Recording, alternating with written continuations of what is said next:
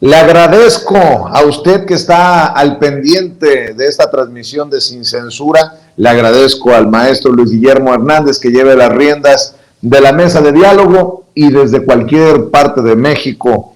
En esta ocasión saludo a Nancy Flores hasta la Ciudad de México, corresponsal de la revista Contralínea, en otra mesa de investigación Contralínea Sin Censura TV. Querida Nancy, primero buenas noches, ¿cómo te va? Hola Vicente, buenas noches a ti, a la audiencia. Pues aquí andamos arrancando la semana pues con muchísima información. Antes de entrarle a otros temas, van a ser 3 por lo menos, si me permites.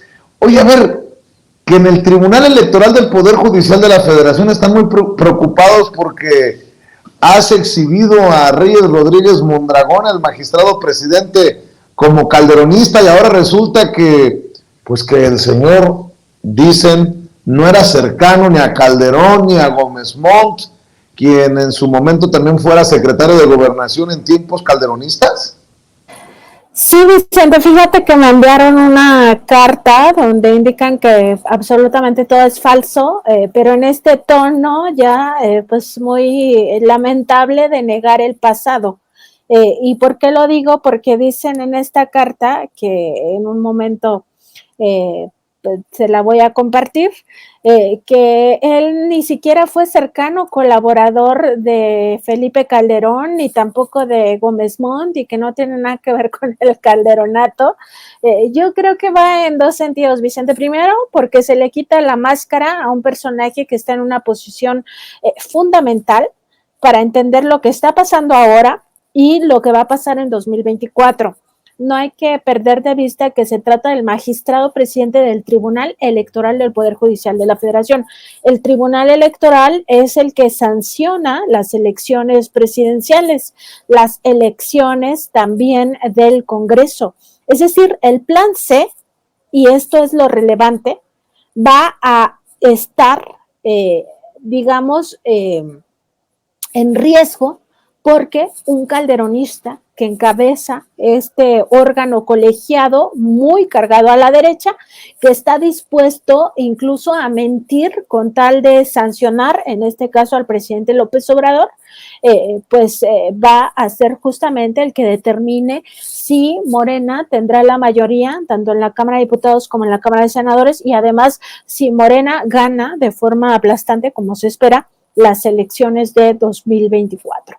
Y ese es el riesgo precisamente que se corre desde esta circunstancia de que sea un personaje ligado a Felipe Calderón Hinojosa. Y el tema, Vicente, es que ellos, aunque lo niegan, el propio currículum vitae de este personaje revela exactamente lo contrario. Y mira, lo que me dicen en esta carta, Vicente, son 3 puntos y ahorita los vamos a contestar. Dice, es falso que el magistrado presidente Reyes Rodríguez haya sido coordinador de asesores, asesor o cercano colaborador del entonces presidente Felipe Calderón. Y aquí hay que poner énfasis en esto, o cercano colaborador del entonces presidente Felipe Calderón. Luego dice, 2, es falso también que el magistrado presidente haya sido colaborador directo del entonces secretario de Gobernación, Fernando Gómez Montt, con el fin de evitar la tergiversación de su historial profesional. Le anexo la liga del currículum del magistrado presidente Reyes Rodríguez Mondragón, el cual siempre ha sido público. Y me anexan una liga. Y luego dice en el punto 3, en el caso concreto relativo a retirar algunas conferencias de prensa del presidente que refieren expresiones que pudieran constituir, aquí ya no dicen que constituyen, ¿no? Aquí ya lo ponen en entredicho, que pudieran constituir violencia política de género, es preciso señalar que la resolución de este no tiene ninguna relación con la historia curricular del magistrado presidente, se entiende, de Reyes Rodríguez Mondragón. Y bueno, por supuesto, Vicente, que esto falta a la verdad en el siguiente sentido. Primero, decir que el magistrado presidente de este tribunal sí fue un cercano colaborador de Felipe Calderón. Tan es así que en la propia liga que ellos me mandan y en su otro currículum vitae, porque hay 2 al interior de esta página del tribunal, pues en los 2 se señala dentro de su trayectoria laboral que textualmente que este abogado fue coordinador de asesores de la Secretaría Particular de la Presidencia de la República de mayo a diciembre de 2011. ¿Qué era la Secretaría Particular de la Presidencia de la República? Un área dentro de la oficina de la Presidencia de la República. Es decir, estaba el presidente Felipe Calderón, porque en 2011 no nos pueden decir que Felipe Calderón no era el presidente.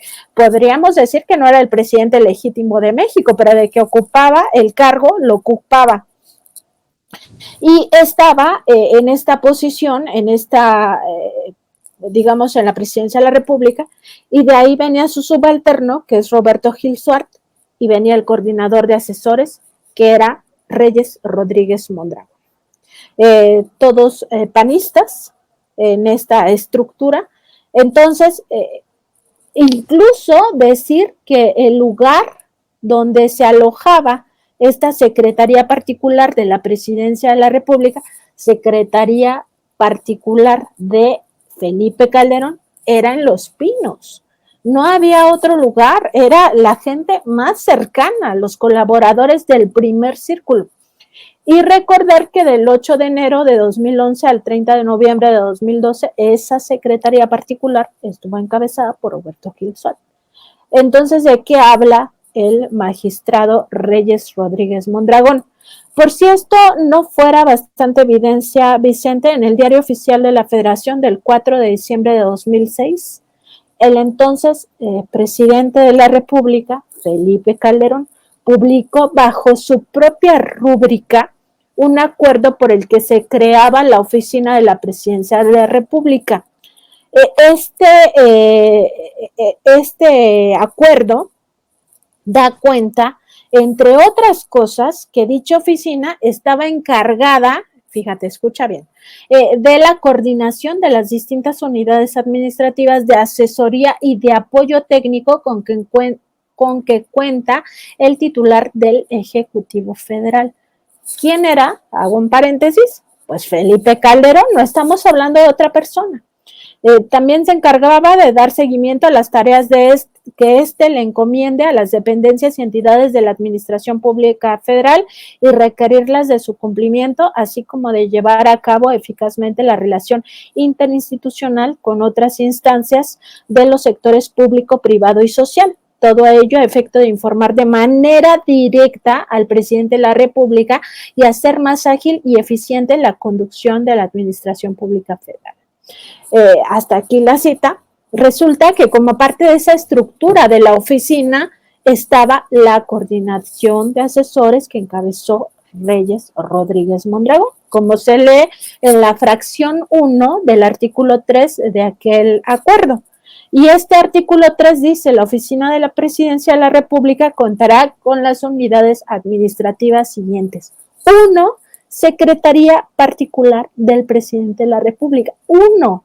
Es la primera, la más importante, de acuerdo con este orden. Después ya seguía la coordinación de gabinetes y proyectos especiales, coordinación de imagen y opinión pública, coordinación de comunicación social, coordinación de asesores y coordinación general de administración.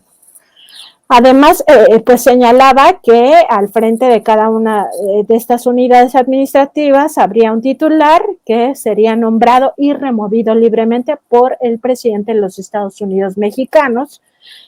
Cada una de estas unidades se auxiliará a su vez de las áreas y personal de apoyo que requieran para el eficaz despacho de sus asuntos, de acuerdo con el presupuesto que les asignara.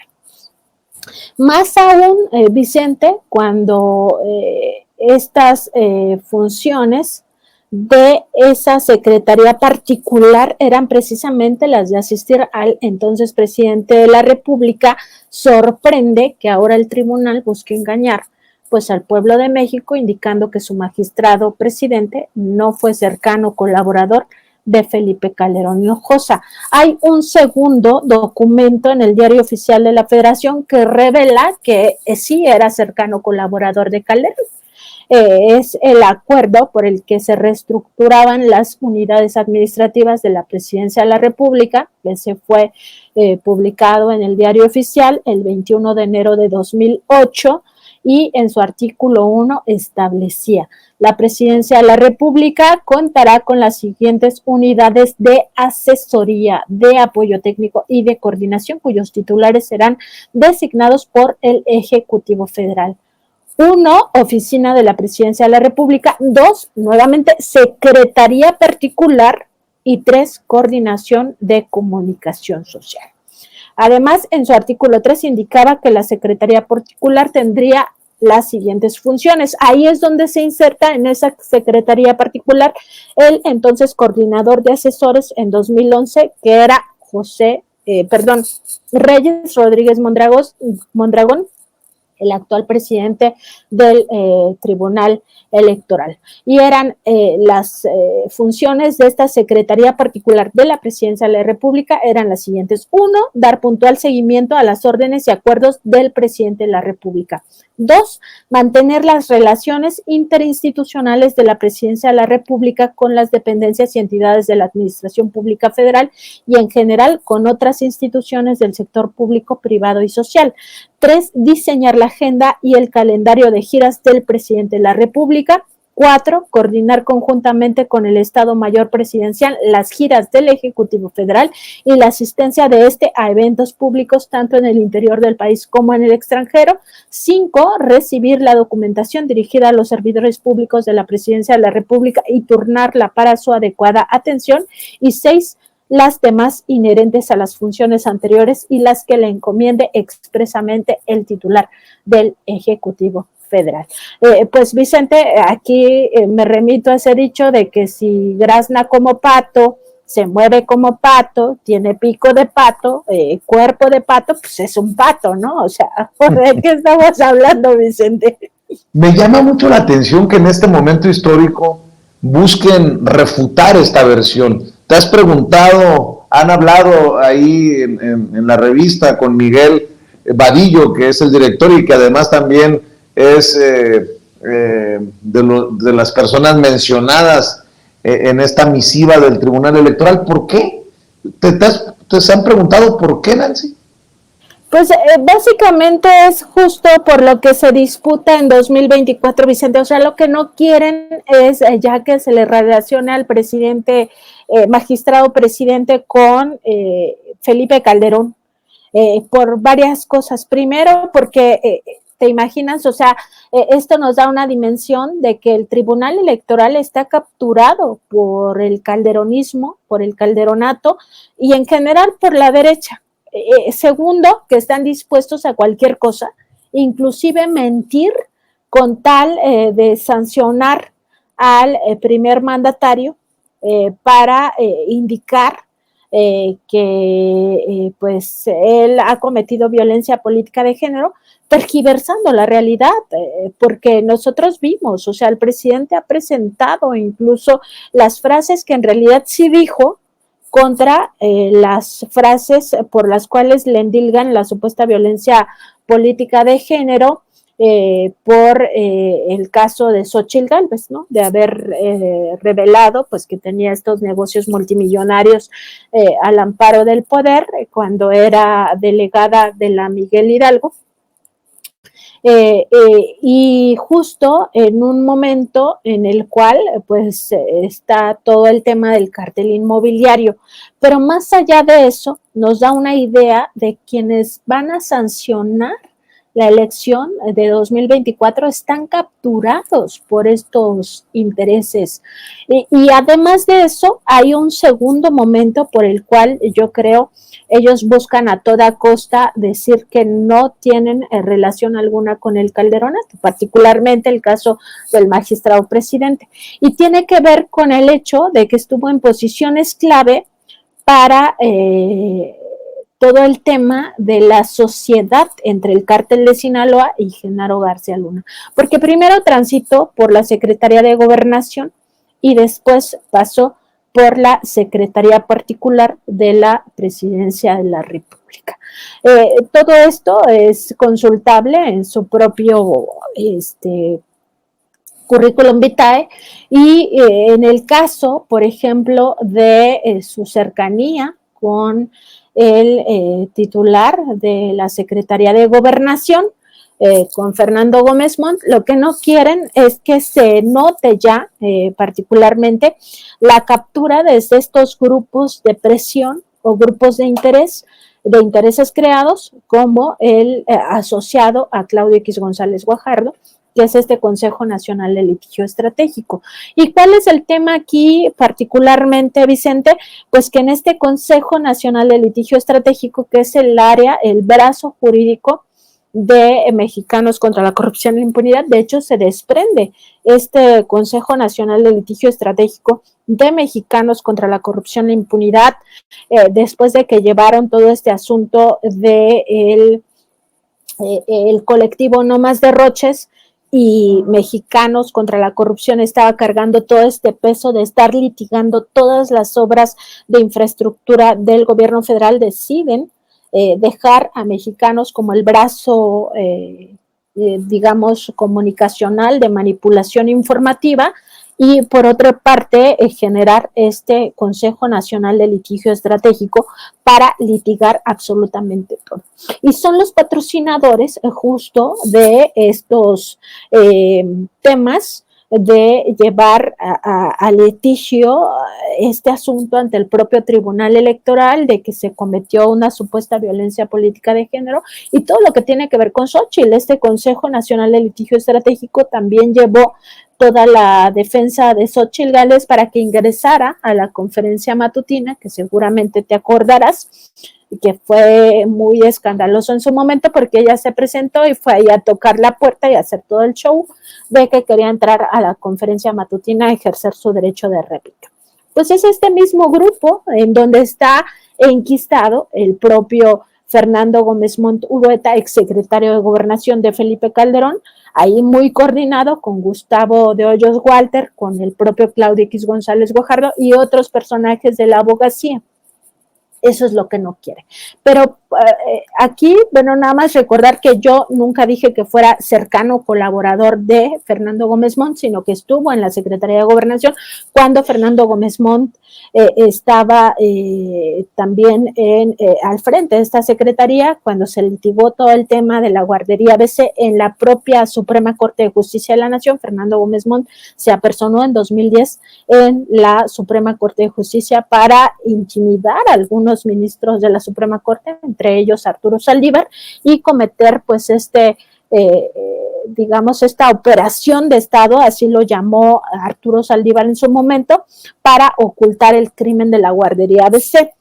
Y este dato sí es fundamental de entenderlo, desde dónde estaba este personaje, perdón, Reyes Rodríguez Mondragón, porque él nuevamente estaba ligado a este otro personaje panista, Roberto Gil Suart, y que estaba como subsecretario de gobierno.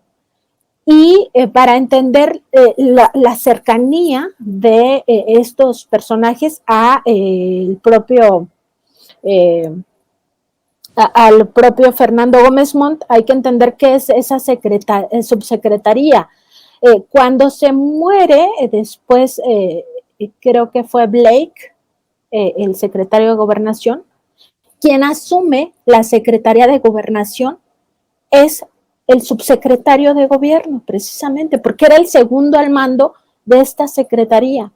Entonces, antes de que estuviera ese subsecretario que asume la conducción de la CEGOP, estaba Roberto Gil Suart.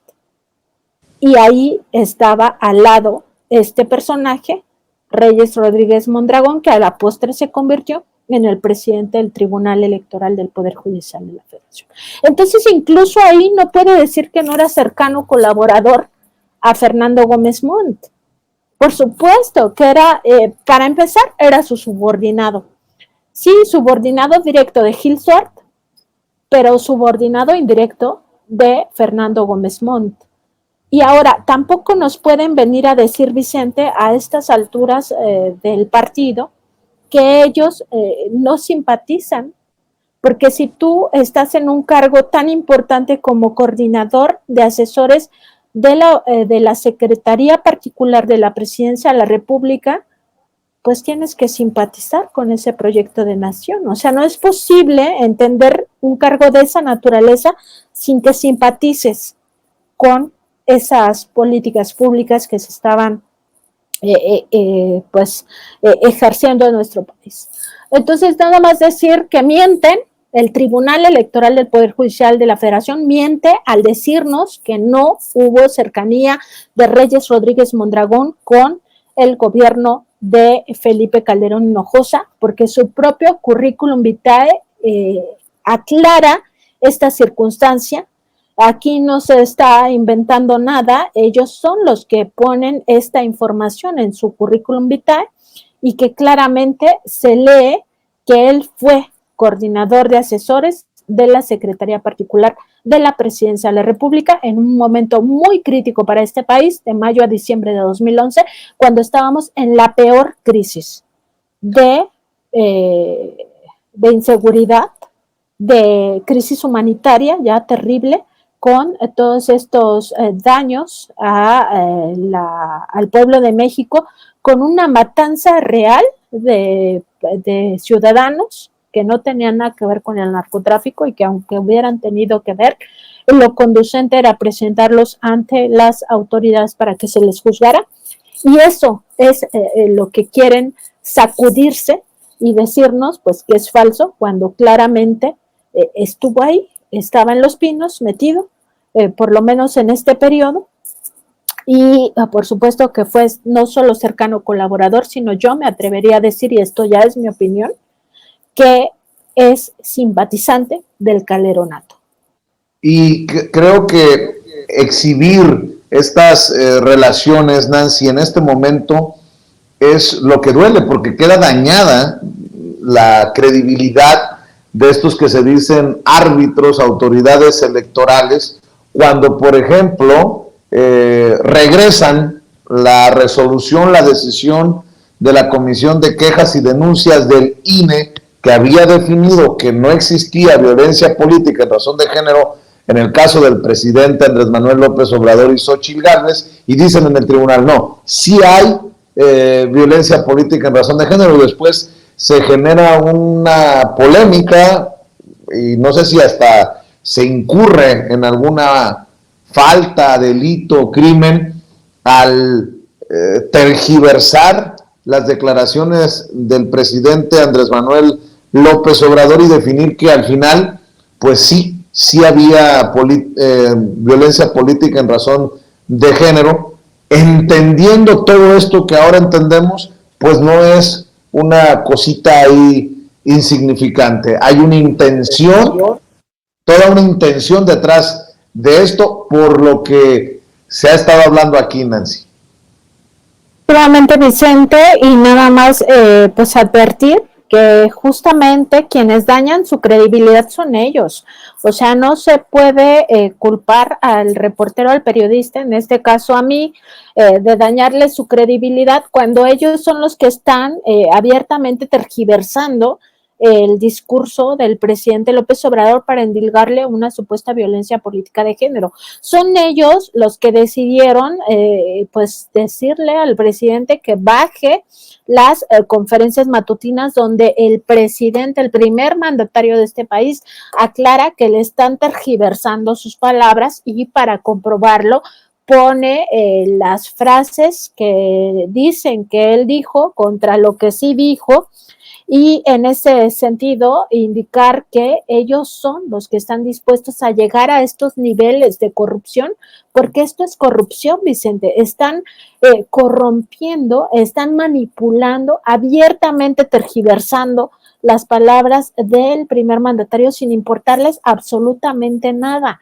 Y para entender por qué lo hacen, hay que revisar el pasado de estos personajes y sí, pues encontrar que su propio currículum lo ubica en un momento central de la vida de este país, que es 2011, en Los Pinos. Ahí estaba su oficina, él se desenvolvía como coordinador de asesores de la Secretaría Particular de la Presidencia de la República, y como vimos, el orden de estos de estas estructura dentro de la oficina del presidente Felipe Calderón, ocupaba una posición privilegiada.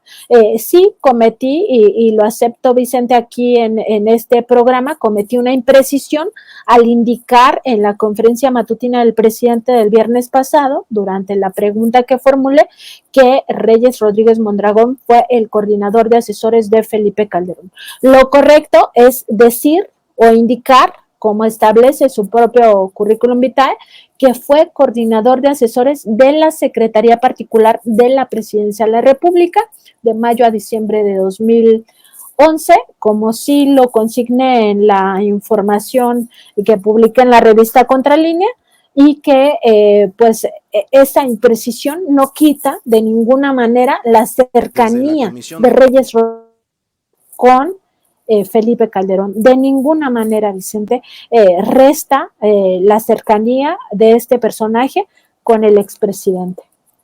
Y precisamente, nada más para cerrar todo este tema, veo que Eurípides Flores, el diputado representante de Morena ante el INE, habla de este detestable caso en el que, pues en la comisión de quejas y denuncias del INE se manipuló o se manipularon los dichos del presidente Andrés Manuel López Obrador. Estas son las declaraciones precisamente en una de estas reuniones de los representantes de los partidos en el INE. Desde la comisión de quejas y denuncias, y en particular desde su presidencia que ostenta la consejera Claudia Zavala, se ha erigido en el gran censor de este país, y se atrevan a alterar las palabras pronunciadas por el presidente de la República para tratar de censurarlo. Eso sí ya es absolutamente inaceptable. Lo que es todavía más inaceptable, y debería ser rechazado también por todas y todos, es que se utilice de manera grotesca un tema tan delicado como es la violencia política de género para tratar de censurar al presidente de la República. Por eso consideramos que no hay autoridad moral para emitir este tipo de manuales, este tipo de recomendaciones, cuando no solamente se hace esa maniobra, esa alteración artera de las palabras para cuadrarlas en un supuesto jurídico y censurar al presidente de la República, sino que todavía se reincide y se vuelve a decir que con esas mismas palabras se tenían que bajar más intervenciones del presidente de la República. Bueno, pues ahí están las declaraciones de Eurípides Flores. Como lo hemos advertido, también yo considero que hay reductos, personajes que siguen ahí en un Instituto Nacional Electoral con una nueva dirección, con el liderazgo de Guadalupe Tadei, pero que todavía estos personajes le apuestan y defienden los intereses del pasado, mi querida Nancy Flores. Y ya que estamos hablando, ya que estamos centrados en estos temas y estas cosas, pues se va, pero no se termina de ir Enrique Graue de la Rectoría de la UNAM, y tampoco se van las controversias. Hay más dinero, más manejos de dinero que son cuestionables, querida Nancy. ¿Por qué no nos hablas también de esto que es muy importante para la audiencia que ha dado seguimiento a lo que se ha publicado en la revista Contralínea, en esta mesa y por otros compañeros?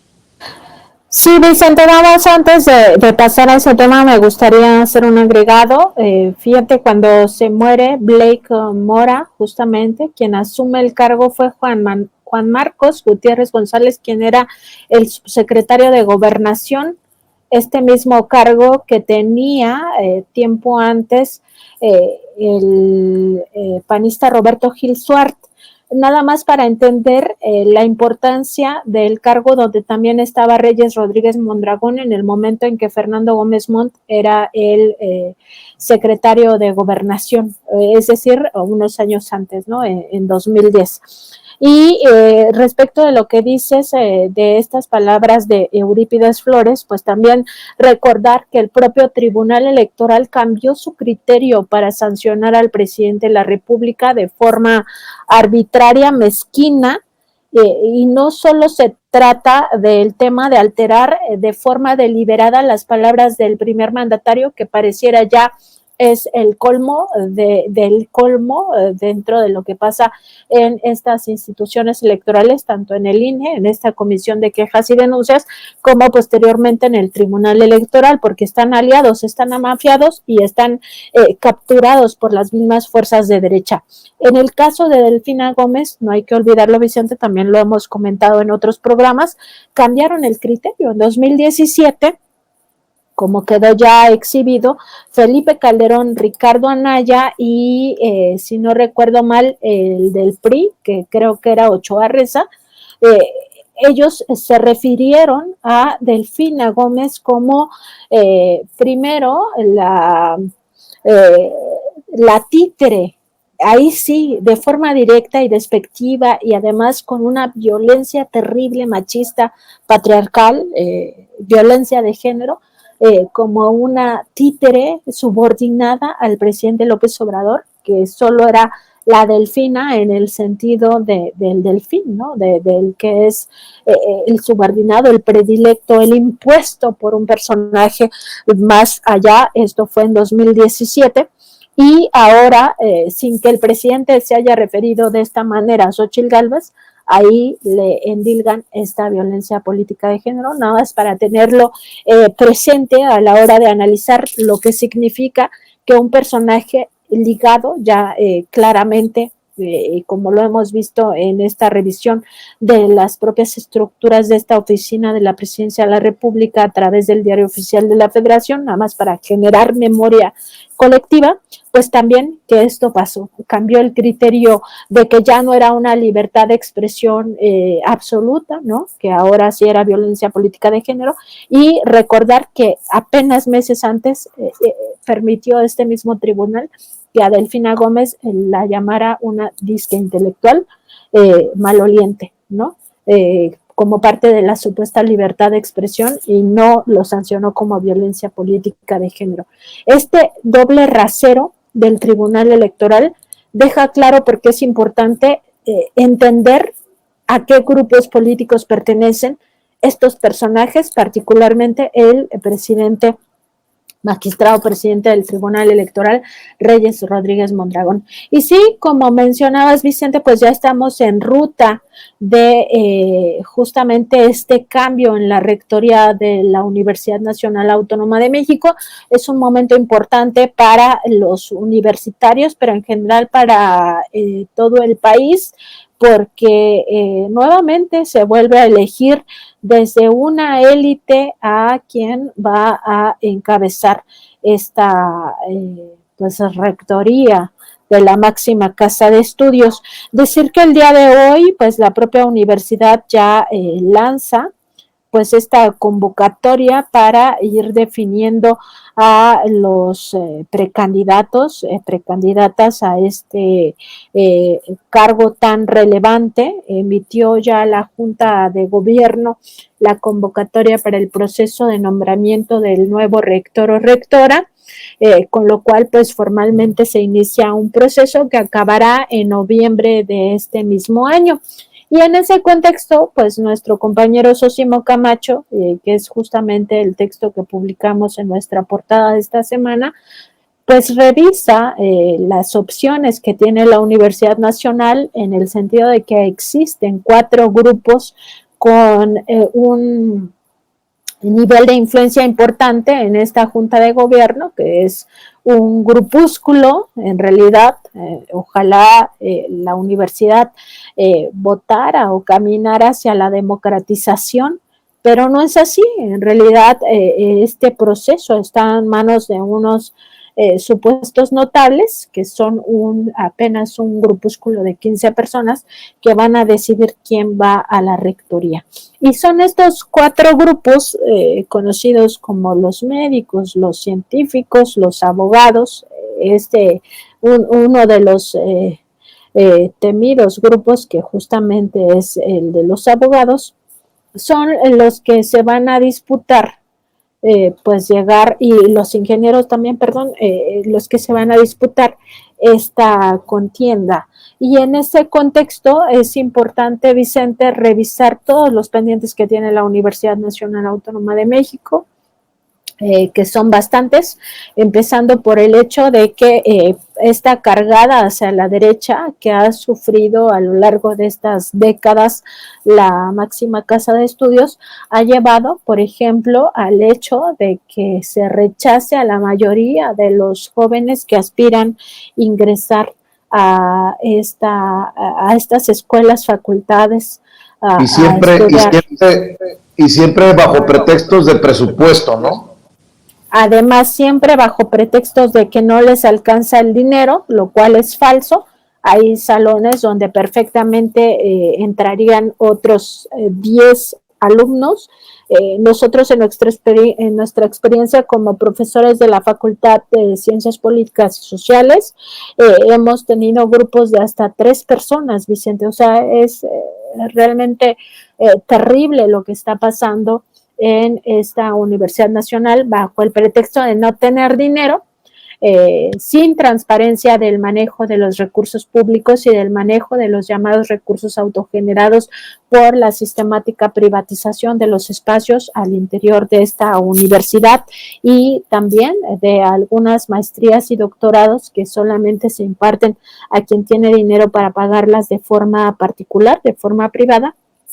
Es como tienen acceso. Entonces, ese, digamos, es la primer gran deuda de nuestra máxima casa de estudios con los jóvenes de este país, bajo me parece a mí una idea que queda muy clara de la voz del propio José Narro, que en su momento fue rector de esta institución tan importante para México, de nombrar mejor a estos jóvenes sin oportunidades ninis, en vez de generarles pues espacio en las aulas universitarias, ¿no?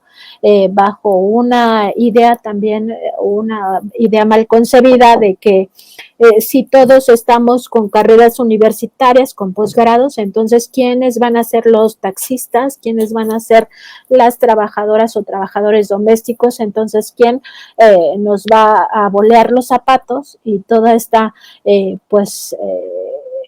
muestra del racismo, el clasismo y la discriminación que también se enquistó en estas élites universitarias. Esa es una gran deuda. La otra gran deuda, me parece a mí, que no podemos soslayar, es la parte que tiene que ver con los profesores de asignatura.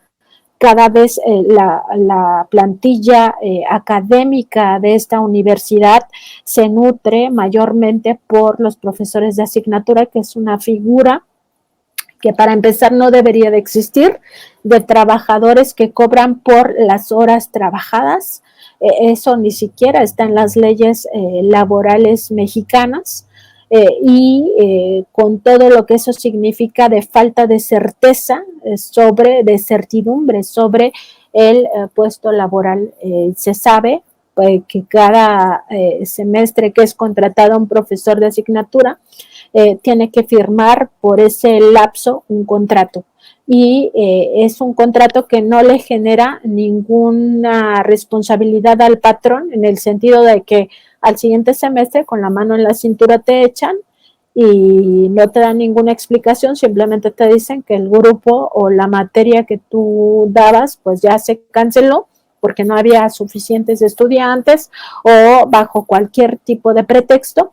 Y en ese contexto, pues la precarización del trabajo académico ha sido terrible y afecta a la mayoría de la planta académica. Ahora, hay que decir que dinero hay, Nancy. 100 millones que llegaron de la Fundación UNAM se transfirieron 100 millones de pesos a la rectoría de Enrique Graue. Este señor que, pues ya con lo que has ido destapando, ha manejado muchísimos millones, y no estamos hablando de 5, 6, 10, 20, cientos de millones a través de la fundación esta Conde de Valenciana, si recuerdo bien el nombre, y bueno, y estos 100 millones como que a razón de qué, Nancy. Sí, fíjate que en este mismo contexto de la revisión que estamos haciendo a las asociaciones civiles y fundaciones, en términos generales ya hemos hablado aquí, pues sí, de la Fundación Conde de Valenciana, que es esta fundación que posee el rector Graue con otros personajes enquistados en la propia Universidad Nacional, pero también en otras áreas como Ares de Parga, que genera 600 millones de pesos. Esa fue una. Si te recuerdas, Vicente, también hemos presentado aquí lo de la Fundación Vamos México de Marta Sagún, también el tema de la fundación, perdón, del Centro Fox de Vicente Fox, todo el tema que tiene que ver con la organización Mexicanos contra la Corrupción y la Impunidad, todo este asunto de las fundaciones Maelba, que están ligadas a los grandes empresarios, ¿no? Entonces seguimos con esta revisión y ahora nos toca revisar justo qué pasa con la Fundación UNAM. Lo que encontramos es que realizó transferencias multimillonarias en 2021 y 2022 a la rectoría de Enrique Graue. Enrique Graue es presidente honorario de esta fundación y resulta que la Fundación UNAM envió 100 millones de pesos en esos 2 años, justificó esta salida de recursos como donativos para financiar docencia, investigación y difusión cultural, a pesar de que la máxima casa de estudios, Vicente, pues cuenta con un presupuesto público etiquetado para ello, un presupuesto que sanciona la Cámara de Diputados, como sanciona el presupuesto público en términos generales, que viene de las participaciones federales, es decir, un dinero que el pueblo de México, y que además es multimillonario, le da a la Universidad Nacional Autónoma de México para que pueda desarrollar sus labores. Y decir que tan solo en 2021, que es cuando la Fundación UNAM le transfiere 44.997.000 pesos a la rectoría de Graue. En ese año 2021, la UNAM contó con un presupuesto de 46.644.845.000 pesos, de los cuales 42.738 provinieron de las aportaciones del gobierno federal y 3.906 millones de ingresos propios. Si tienes todo este dineral, ¿para qué una fundación cuyo principal objetivo es darle becas a los estudiantes más pobres te transfiere dinero, Vicente? O sea, de verdad que esto me parece a mí ya de los temas más extraños, por decirlo menos, dentro de la Universidad Nacional, que por supuesto no tiene transparencia. Al siguiente año, 2022, es decir, el año pasado, la Fundación UNAM le hizo transferencias a, digamos, bajo el supuesto de donativo a la Universidad Nacional Autónoma de México por 55.786.372 pesos, también supuestamente para estas mismas labores, financiar la docencia, la investigación y también la difusión cultural, cuando en ese año la universidad contaba con un presupuesto total de 48.802 millones de pesos. Lo mismo, Vicente, o sea, ¿para qué seguir transfiriéndole dinero que además se recauda como donativos a la rectoría de la UNAM? Pues también me parece forma parte de todas esas incógnitas que tenemos las y los mexicanos sobre el manejo del presupuesto público en la máxima casa de estudios, porque lo que hace falta es democracia y transparencia en todo esto. Como estamos ya en la recta final, Nancy, no dejemos de hablar de esto que solicita Estados Unidos. El gobierno de Estados Unidos le solicita a México el panel arbitral del TEMEC sobre maíz transgénico. Y bueno, como lo señalan ustedes en lo que publican en la página electrónica de la revista, es una clara defensa de los intereses de grandes corporaciones como Bayer o Monsanto, y bueno, porque es un tema también que ha ocupado al presidente Andrés Manuel López Obrador a la cabeza de este gobierno de la 4T. Hablemos de esto que va en contra, obviamente, de los esfuerzos mexicanos. Estados Unidos protege sus grandes intereses. Bien hemos dicho que Estados Unidos no tiene amigos, que tiene intereses, y bueno, pues aquí está precisamente una de las confirmaciones, Nancy.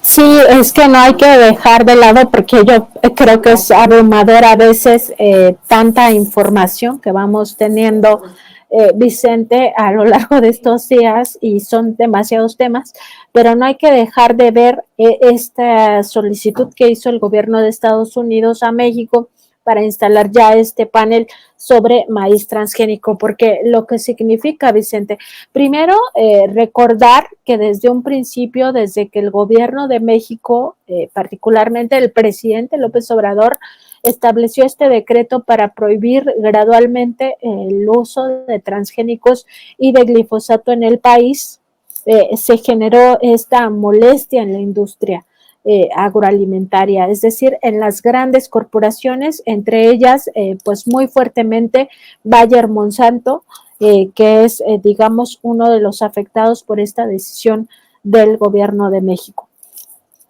Segundo, pues ya finalmente todas estas presiones de estos grupos de intereses, como bien dices, el gobierno de Estados Unidos no tiene amigos, tiene intereses, pues en ese mismo contexto queda muy claro que el gobierno de Estados Unidos se decanta por defender los intereses de esta industria, de los grandes capitalistas del campo, productores estadounidenses de estos transgénicos, porque supuestamente dicen que se les está cayendo el negocio por miles y miles de millones de dólares cada año por no permitir la importación de maíces transgénicos a México. En general podemos decir que detrás de esto, más que los productores, ese es solo el pretexto, están en realidad estas grandes corporaciones de estas tecnologías, engañando, mintiendo a los pueblos, ¿no? De que sus productos vienen a aliviar una, digamos, una crisis alimentaria a nivel global, lo cual es falso. Segundo, que según ellos esto no daña ni al planeta ni a la salud de los seres vivos en general, particularmente de los seres humanos, también es falso. Ya hay muchísima evidencia científica, no solo generada en México, sino en el mundo, porque el mundo está viendo qué es lo que le pasa a su población, donde se va documentando poco a poco y cada vez con mayor certeza que estos productos genéticamente modificados, estas semillas, primero van, digamos, contra la propia reproducción natural de los alimentos, ¿no? Nosotros, pues por cuántos años en el planeta la humanidad no tuvo que preocuparse por generar tecnología, porque las semillas en sí mismas reproducían estas especies. Ahora tienen una caducidad, las semillas ya no pueden producir más de 1 o 2 o 3 generaciones de plantas. Y además contaminan al resto de semillas con esta misma condición de hacerlas ya improductivas. Eso por una parte, lo cual destinaría toda la producción de alimentos a las corporaciones, es decir, ya en un escenario muy apocalíptico, Vicente, quedaríamos a merced de las corporaciones si todas las semillas fueran transgénicas, porque ya no habría manera de reproducir las plantas de forma natural. Necesitaríamos forzosamente comprar estas semillas con lo que eso significa, o sea, imagínate la circunstancia. pero además estas van acompañadas de pesticidas como el glifosato que dañan a muchas especies. La mariposa monarca está sufriendo en su tránsito de México a Canadá y viceversa por el uso de transgénicos cada vez y de glifosato o de este tipo de pesticidas. Cada vez se encuentra menos alimento en su trayecto y acaban muy desnutridas, entonces las poblaciones empiezan a mermar, lo mismo las abejas están muriendo, sobre todo en toda esta región del sureste mexicano, se está contaminando la miel con transgénicos cuando es un producto que no debería de estar en contacto con este tipo de organismos genéticamente modificados, pero pues no hay frontera, o sea, aquí los polinizadores, que no solo son las abejas, sino también otros insectos, acaban pues no teniendo fronteras, o sea, no le puedes decir a un polinizador de aquí en más no pases porque va a estar en riesgo tu especie, o sea, es imposible, Vicente. Y lo mismo pasa con la contaminación de los granos, o sea, pues ni modo que el aire no traslade a estos, ¿no? O los propios polinizadores no traigan la contaminación. En fin, es un tema que hay que estar reflexionando como sociedad, que hay que impulsar, que no se dé marcha atrás a este decreto presidencial para prohibir tanto los transgénicos como el propio glifosato y otros pesticidas que también tienen que salir del mercado porque generan cáncer, que ese es a donde iba al final. O sea, ya hay mucha evidencia científica de que generan cáncer, generan abortos espontáneos, generan también enfermedades renales. Muchas de estas enfermedades son de carácter terminal e incluso hay investigaciones que ya están apuntando a que niños que nacen sin cerebro, con esta creo que se le llama encefalitis, se deba a contaminación también ligada a las grandes industrias y particularmente a las industrias agroalimentarias. Entonces hay que estar atentos a este panel, sobre todo para que no pase esta pues perversidad del gobierno estadounidense de defender a las grandes corporaciones. Tengo entendido que la defensa de México la encabeza la secretaria de Economía, Raquel Buenrostro, y estoy leyendo que México no coincide, obviamente, con la posición de Estados Unidos. Se destaca que sería falsa la aseveración de las autoridades estadounidenses de que las políticas de México interrumpen miles de millones de dólares en el comercio agrícola entre los países, pues no existirían pruebas creíbles que respalden esta afirmación, tal y como ha determinado el análisis del IAP, del estudio de modelización económica. Y bueno, yo considero, por el rescate al campo mexicano, que es primordial, es incluso urgente, pues no permitir que las grandes empresas aplasten a nuestros campesinos, mi querida Nancy.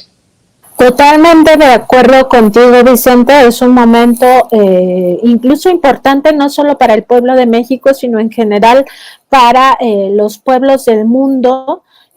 México va a proponerle a Estados Unidos que se genere un grupo de investigadores de ambos lados de la frontera para que se investigue de forma conjunta los daños o no, así lo plantea el gobierno de México, aunque en realidad el gobierno de México ya está convencido de que sí existen estos daños y por eso se genera este decreto presidencial que prohíbe transgénicos y prohíbe glifosato, que se investigue de manera conjunta los daños o no a la vida humana.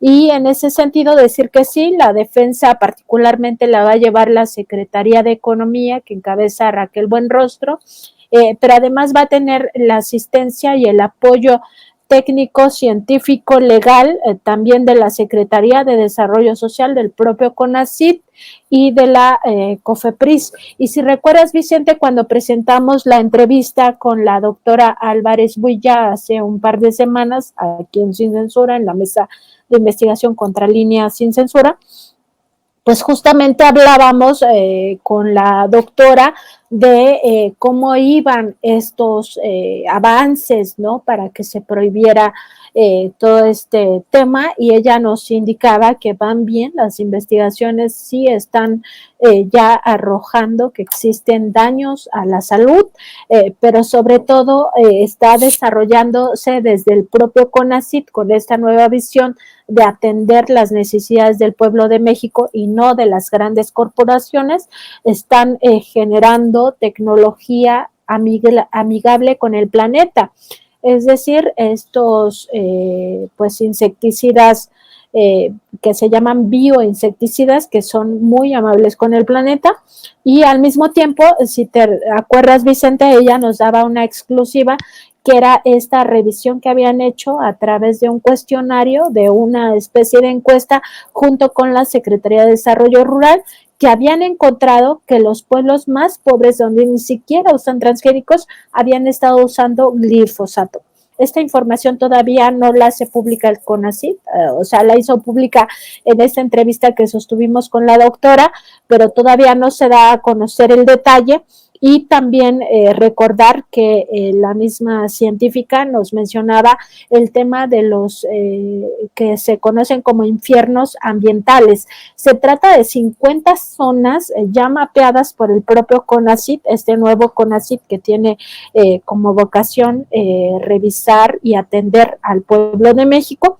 50 zonas del país donde la contaminación industrial es de tal magnitud que está en riesgo la salud de la población. Y todo esto acompañado desde lo científico, es decir, ya con datos muy acabados en torno a esta pues a esta condición que se vive en todas estas regiones. Entonces, estar atentos, Vicente, a toda esta discusión, no dejar solas a las autoridades, no solo del gobierno, sino sobre todo al sector científico, tratar de acompañarlos en este proceso de defensa, primero de nuestros maíces originarios. Somos un pueblo que vive del maíz. De hecho, hay que recordarlo, que tenemos hasta este tipo de historias donde nosotros somos creados por los maíces, ¿no? O sea, el maíz es no solo un elemento alimentario, sino también cultural, que no podemos dejar que nos lo arrebaten.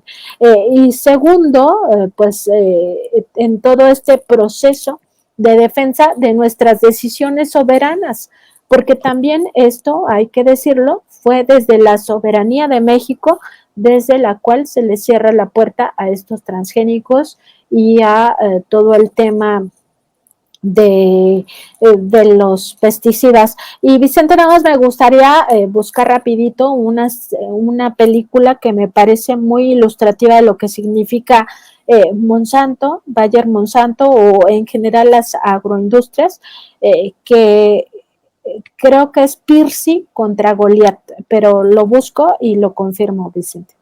Claro que sí, y mi querida Nancy, ¿por qué no cerramos con la invitación? Se están moviendo muchos temas, se está moviendo mucho en nuestra realidad política y social en nuestro país, y yo sé que ustedes también están contra el reloj subiendo a sus redes y a su página de internet, Nancy, toda la información. ¿Por qué no cerramos con la invitación de siempre para que la audiencia de Sin Censura también respalde los esfuerzos que hacen ustedes en la trinchera de Contralínea? Te agradezco mucho, Vicente. La película sí se llama Pirsi contra Goliat. Espero que lo pongan por ahí algún anoncito ustedes. Es muy importante que revisemos también todos estas experiencias internacionales de estas grandes corporaciones. Y a nosotros nos encuentran en www.contralinea.com.mx. Además estamos en Facebook, Twitter, Instagram, YouTube y TikTok como Contralínea. En Spotify, iVoox y Apple Podcast como Contralínea Audio. Nuestro programa de noticias es de lunes a viernes en nuestros canales de Facebook y YouTube, donde nos encuentran como Contralínea. Esto es a las 10 de la mañana y a la 1 de la tarde, lunes, miércoles y viernes, nuestra mesa de contradebate, y aquí en Contralínea Sin Censura, de lunes a viernes a las 8 de la noche. Vicente, pues eso sería cuánto. Nos vemos mañana con otra mesa, querida Nancy, y en la semana también con el maestro Miguel Vadillo. Y tú sabes que no estás sola cuando te anden buscando los del tribunal. Sabemos de tu capacidad. En esta ocasión has defendido tus puntos solita, pero están al pendiente, están al acecho y no estás sola. Y nosotros, el barrio te respalda, Nancy.